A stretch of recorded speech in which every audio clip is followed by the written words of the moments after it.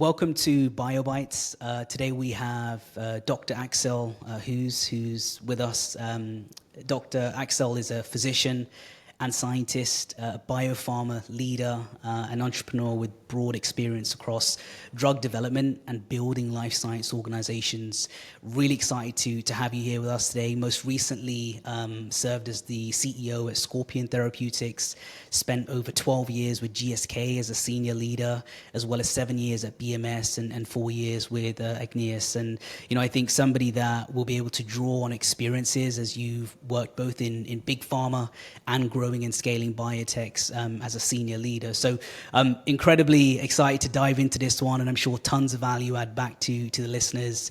And Axel, just as we begin, if you could kindly walk us through your background and some of the key critical career moves that you've made that you felt have led to success, that would be amazing. Hi, Shakir. It's a pleasure being here. Thanks for having me. My career began as a physician scientist, and this is reflected in pretty much everything I have done. You have focus on the patient. You focus on, what can you do to deliver transformational medicines and move the needle for patients that have severe diseases. And my focus has usually been on cancer, even though I've tried other things like vaccines, immunology, infectious diseases. The focus has still been on cancer simply because that's the biggest unmet medical need that I've seen when I started my career. And the focus has always been on impact, so moving the needle, making transformational medicines for patients. Now, with that said, I came out of academia like many physicians do and moved into biotech initially after my training at Memorial Sloan Kettering, which was a transformation experience for me. Memorial Sloan Kettering has been one of these phenomenal institutes that allow you to be extremely productive and pair the science with patient care and the educational component of training new scientists and new physicians in the field. That gives you this rounded experience. So I learned a lot at Memorial. I came to this mindset of excellence has to be part of what drives you. Excellence in science, excellence in execution. And then I moved towards, working at Agenus for about 5 years. That was my first biotech job. I learned a lot about how biotech works, how drug development is done. In some ways, cutting corners a little bit too much, which in biotech is a common phenomenon.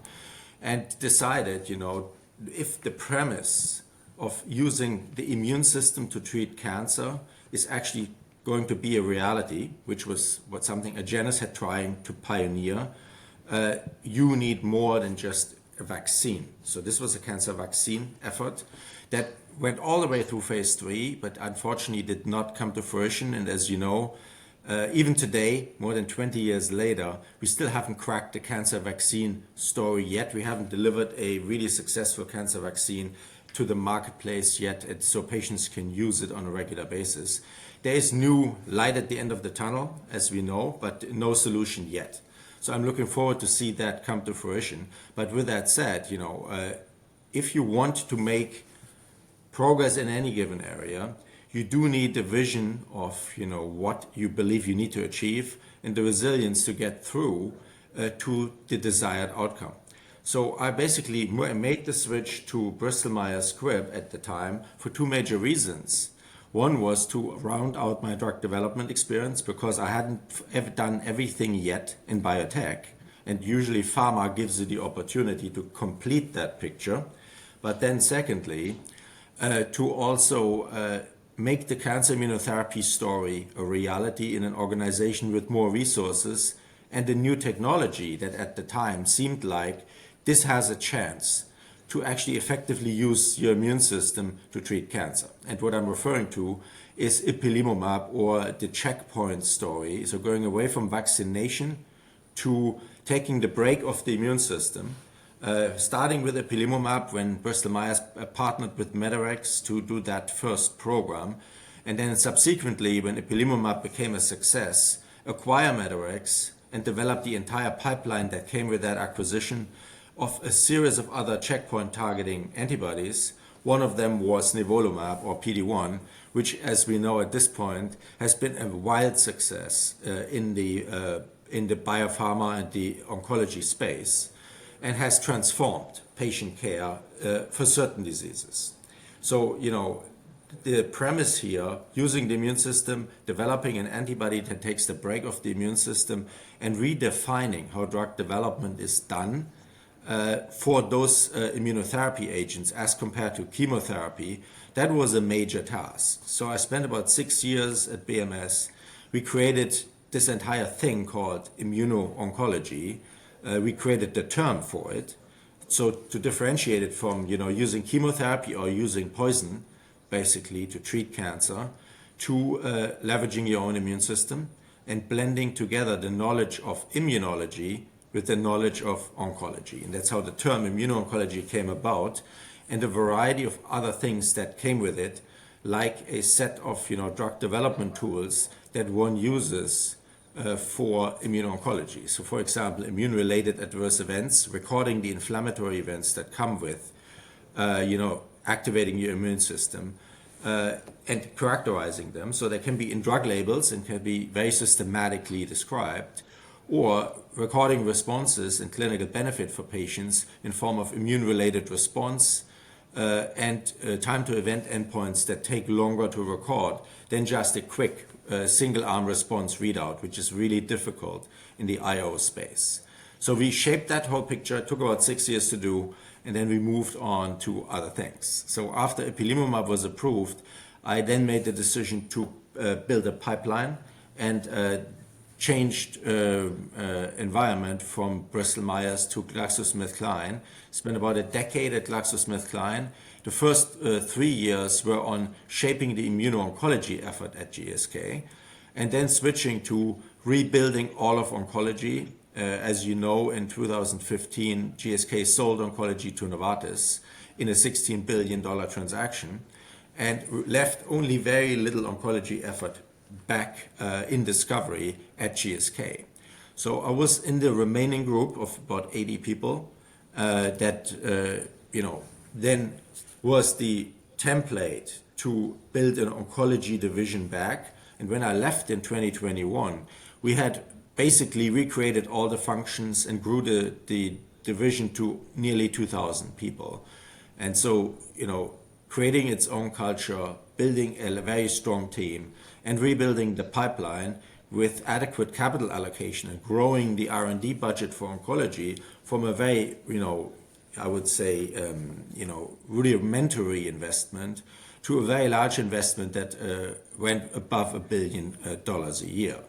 So it was a very significant rebuild, and you can only do this kind of story in a pharma environment.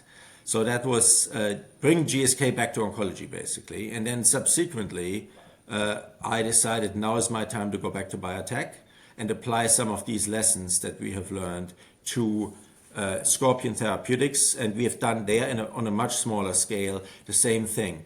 Built a phenomenal culture with an excellent team that can execute based on a science that enables you to make transformational medicines. So, and Scorpion is well on its way now to deliver, best-in-class medicines for a variety of cancer targets that have been underserved or were previously considered undruggable. So again, it's another step along the journey. So I take a pause here. I don't know how deep you want to go into this experience. That was fantastic. And as you went from biotech to pharma, and then big pharma into GSK and then back into biotech, what two pieces of advice would you share, Axel, for anybody else who is currently a senior leadership member throughout this journey of biotech to pharma? Yeah, it's actually not just about the switch from a larger to a smaller organization. There are overlapping, I would say, lessons that one can learn in either organization, in either size. So the two things that I always focus on, and it begins with the people, is to build the right team and create the culture for that team that enables high performance and enables success. And so team and culture, in a very simple statement, is a critical piece for success. And that applies in large organizations like GSK, and it applies in smaller organizations like Scorpion. So from my GSK experience, GSK being a 100,000 employee company, Making cultural adjustments, shaping a culture is a much more complex endeavor than you do that in a small biotech company that's just beginning, where you have flexibility to build that culture from scratch.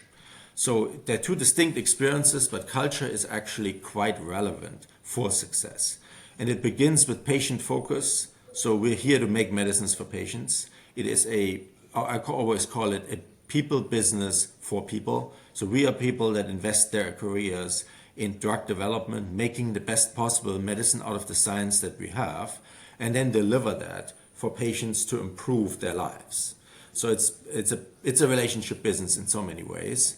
And that needs to be reflected in the mindset of the organization and in the culture that we create. And you can do that, of course, with a variety of other tools that include diversity, that include, high performance, and a variety of other tools. So we set, at my last experience, we spent about 18 months at Scorpion to build a culture, identify a corporate identity that really everybody can buy into, and that is a living thing. So it is not just something you do in an offsite or in a retreat, spend a few days and then you're done. It's actually something where you articulate your cultural commitments and live them every day. And it's a process. So the entire organization needs to come along, be part of it, buy into it, and then actually on a daily basis live that culture. So the people, excellence in execution, excellence in science, excellence in collaboration is essential to then make this culture a living process. So I would say that's number one. And then number two, of course, is the vision to know what you're actually here for. Why are we coming together as a team to deliver value for patients? And that is, A, it's a cultural piece, but B, it's really vision. You need to set your objectives and then have the resilience and the ability to execute to actually deliver on that vision. And I'm telling you, drug development is not for the faint of heart. There will always be setbacks. There will always be challenges. And once you set your vision, you know what you want to achieve. So take the simple example, ipilimumab. We want to prove that the immune system can be successfully used to treat cancer. And as you know, there were decades of failures prior to that. So this was not an easy proposal, and the community did not necessarily believe it can be done. So you set the vision, you have the scientific tools to believe that this can be done. And then the next step is you need the resilience and the execution to get to a readout that actually can prove that point. And there will be ups and downs. And in any drug development program that I have been part of, any medicine that was developed out of excellent science, even in the best one, there are setbacks. And addressing the setbacks, managing them well, and keeping the eye on the prize, meaning making that transformational medicine for a patient, that is the task. And so it's, vision and resilience again. That is my second point I would emphasize. And when you left GSK for over a decade, a 100,000 people company, and then you joined Scorpion and grew that to 120 within that 18-month period. I mean, that's an incredibly successful period with that company. How did you feel? What was going through your mind when you stepped away from the likes of GSK and moved into a biotech like that? Yeah, as I said at the beginning, my intention here had always been for any, role that I sign up for is to have impact, make transformational medicines and deliver that to patients. So the impact theme is critical. So I evaluate the science very carefully. Of course, I look for the team and the founders of the organization and how they have thought about the process, and then see if I can actually add value. And the value is mostly, once you rise to a certain point, it's mostly in bringing people together, collaboration and leadership, more so than just driving the science. but bringing all the pieces together is quite complex sometimes in a big organization and in a small one. So what went through my head when I made this choice, go from big to small, was largely what can I still deliver in a company that I've been at for 10 years and where I've made my major contributions versus what can I do in a new environment where, everything is still fresh, the science is young, and I can actually potentially grow a new environment that makes transformational medicines potentially faster and with new science more impactfully than in my previous environment. That was the idea. So again, impact. Build the team, build the culture, and then shape the vision and execute on that vision with resilience.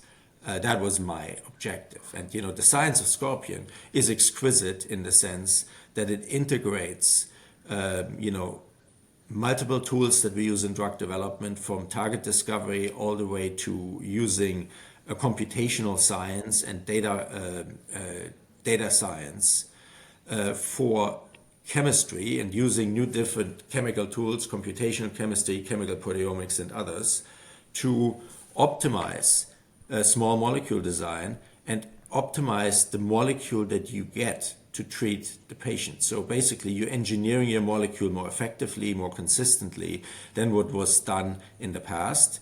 And I had termed this precision oncology 2.0 for a reason, because it really steps up the drug development process for small molecules to a more consistent, higher level of quality that makes better medicines for patients. And you will see, as Scorpion is going through its journey and delivers those medicines, you will see that quality will come to light. And Axel, you mentioned setbacks. Could you share some examples of war scars and setbacks that you faced throughout your career in both biotech and pharma? Of course. I mean, there's so many. I'm not going to go through a long list. I'll give you just two examples. Start with, again, the larger example of ipilimumab. When you're trying to introduce a new paradigm of how you use science or how you use drug development principles in a new area, then you will find things that just don't work or no longer apply. So for immunotherapy, we know that you need to indirectly treat the tumor, at least in the vast majority of cases. So that means you're using the immune system, you're treating the immune system, you're removing the brake from the immune system, and then the immune system goes and treats the tumor. So it becomes an indirect process that has new development principles and new observations that you make in the clinic. So for example, if you activate T cells, the T cells travel to the tumor, they infiltrate the tumor could actually get bigger before it actually then shrinks, and you can record a response. And a tumor that grows before it shrinks could easily be mistaken for progressive disease. It's a classic challenging phenomenon in that setting when it's observed the first time. So we needed to rewrite the book, how we record those responses, what right endpoints we choose, and how we then show that the drug is actually valuable for patients. And that means it's a heavy communication process with the treating physicians, the clinical trial investigators, the patients themselves, and then the entire community around it that is all skeptical about what are you doing there, is this actually working? And we've spent substantial amounts of time to ensure everybody understands the science. We articulate the new principles and label them accordingly so they're systematically usable.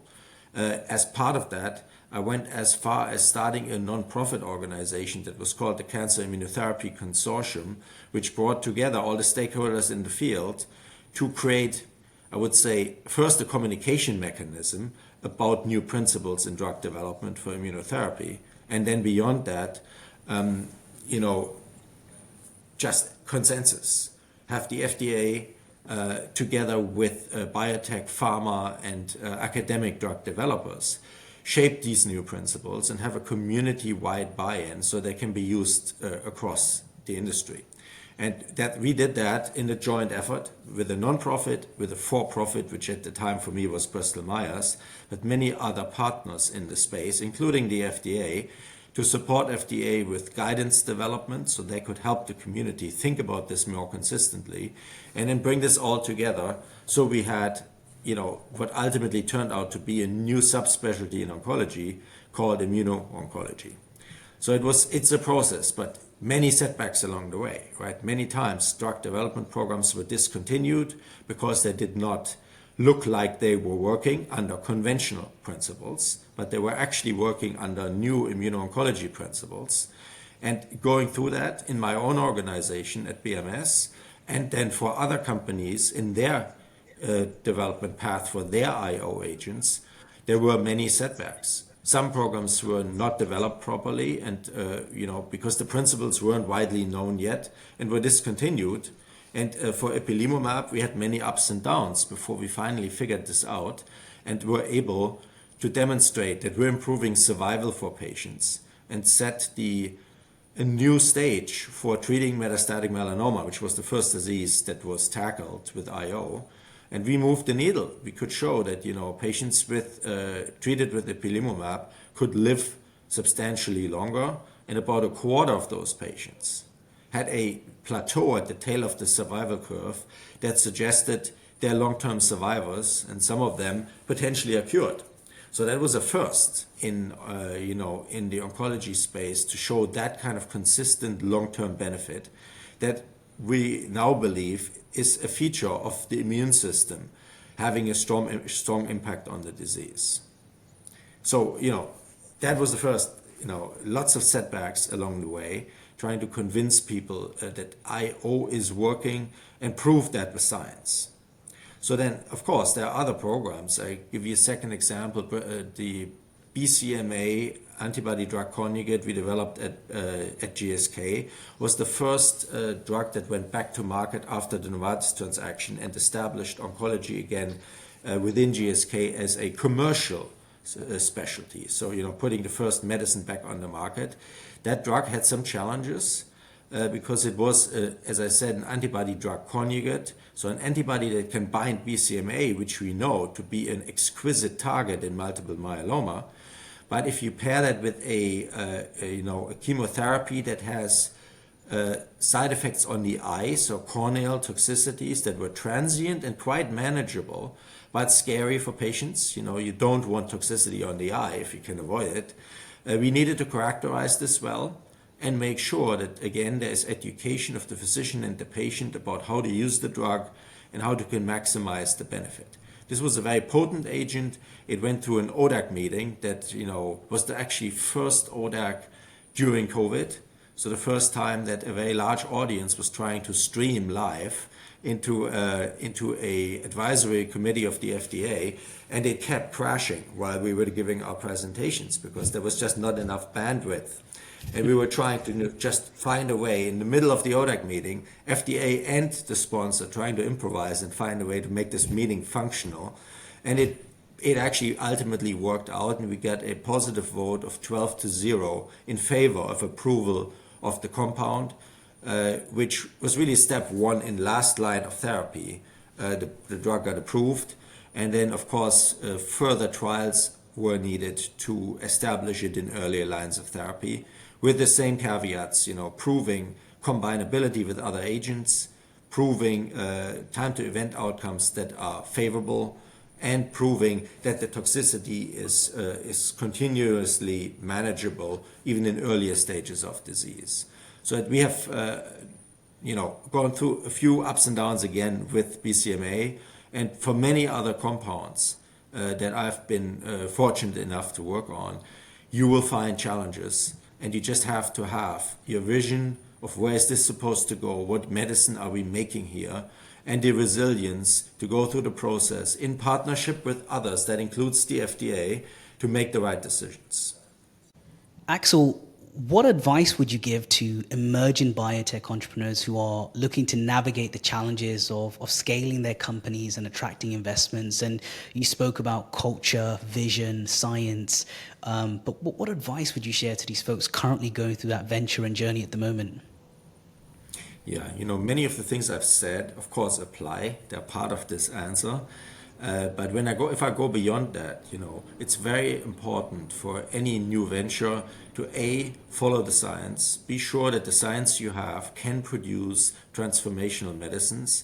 And in today's environment, the bar is continuously going up, particularly in specialties like oncology, where we have delivered a lot of meaningful drugs to patients already. We're still far away from curing most diseases, but we have moved the needle. And with that, it's getting harder to make better medicines and introduce new modalities. So we're seeing now that small molecules are more consistently engineered to drug the undruggable and increase the quality of the molecule to address unmet needs. But we're also introducing new modalities like antibody-drug conjugates that are consistently delivering meaningful benefit. We have seen cell and gene therapy make its entry and have had great impact in liquid tumors, but not yet moved to solid tumors effectively. So that science needs to continue to evolve. And then there's many other areas of these modalities that one can leverage effectively, like bispecific antibodies are more successful now. We're seeing even cell and gene therapy more broadly for in vivo engineering of cells becoming something relevant in oncology. It's still in the early days, but I think that's where the trend will go.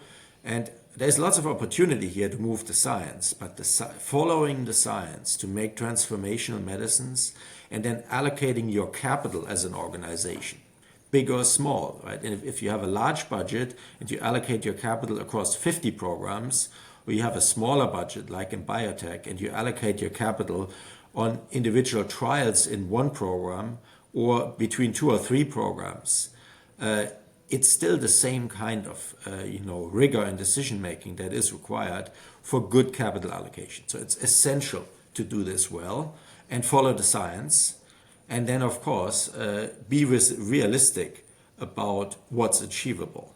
So I've always called the sweet spot between wild ambition and great interest in moving the science forward and what's actually executable today versus maybe in 10 years from now. I've called this sweet spot operationalizing innovation. So the ability to find that middle ground where you're not biting off too much so you can't execute on it, and actually land a success with the development program that we're producing. That's an essential skill. So allocating capital to the programs that can be successful today and be realistic about it is important. So you're balancing the ambition of helping people and making new medicines with what you can execute today.